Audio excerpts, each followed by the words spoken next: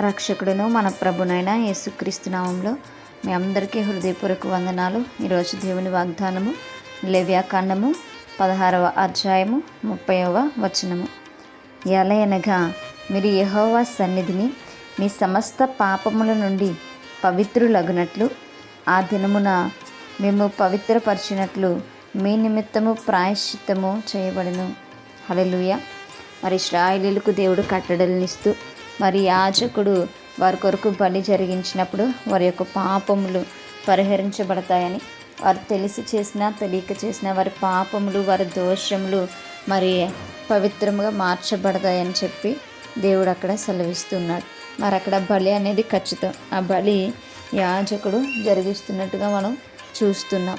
అయితే మరి ఈ బలికి సాదృశ్యముగా మరి తండ్రి అయినటువంటి దేవుడు యేసుక్రీస్తు వారిని ఎన్నుకున్నట్టుగా మనం చూస్తూ ఉంటాం. యేసుక్రీస్తు వారు మరి మన పాపములు పోవడానికి మరి ఆయనే బలిగా అర్పించబడినట్టుగా మనం చూస్తూ ఉన్నాం. మరి ఆయన మన యొక్క అపవిత్ర అంతటి కూడా తొలగించి తన యొక్క రక్తంలో మనల్ని కడిగినట్టుగా మనం చూస్తూ ఉన్నాం. మరి మనిషి అపవిత్రతను వదులుకుని పవిత్రుడిగా మారుట ఎంతో ముఖ్యమైనటువంటి విషయం.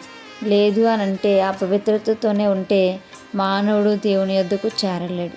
మరి మన యొక్క అపవిత్రత మనం ఎంత మాత్రమును తొలగించుకోలేకపోతున్నాం కనుక మరి ఆ యొక్క అపవిత్రతను తొలగించుకోవాలి అని అంటే పరిశుద్ధమైనటువంటి రక్తము అవసరం కనుక యేసుక్రీస్తు వారే మన కొరకు ఆ పరిశుద్ధమైనటువంటి నిష్కలంకమైనటువంటి రక్తంని చిందించి అపవిత్రులుగా ఉన్నటువంటి మనల్ని మరి ఆయన పవిత్రులుగా మార్చివేశాడు. మరి మనం ఏం చేయాలంటే దేవుని సన్నిధానంలోనికి వచ్చి మన యొక్క పాపములను మన యొక్క దోషములను మనం ఒప్పుకుని వాటిని విడిచిపెట్టేటువంటి వారంగా మనం ఉండాలి.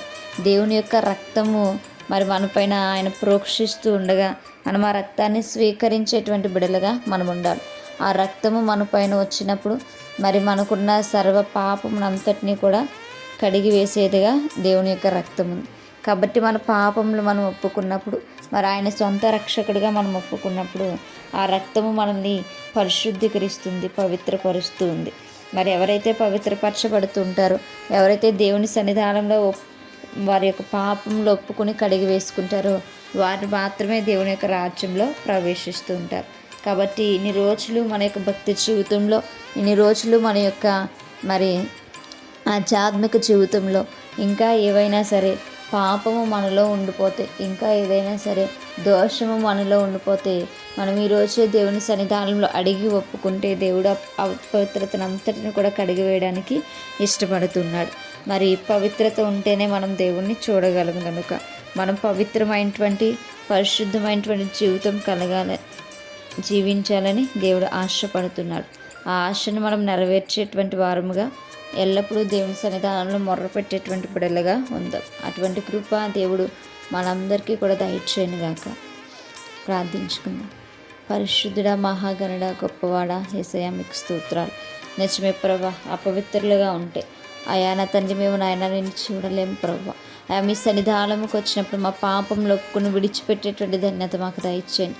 అయితే మా కొరకు నాయన బలియాగం చేసినందుకు, మా కొరకు రక్తాన్ని చిందించిన ఆయన మా పాపములను తొలగించినందుకు మీకు స్తోత్రాలు చెల్లించుకుంటూ ప్రార్థన దయచేసి మీ పాదస్సని చేర్చుకోమని యేసయ్య అతి పరిశుద్ధ నామంలో అతి మిక్కిలి వినయంగా బ్రతిమలాడి వేడుకుని పొందించిన మా ప్రియ పరలోకపు మా కన్న తండ్రి. Praise the Lord everyone. May God bless you all.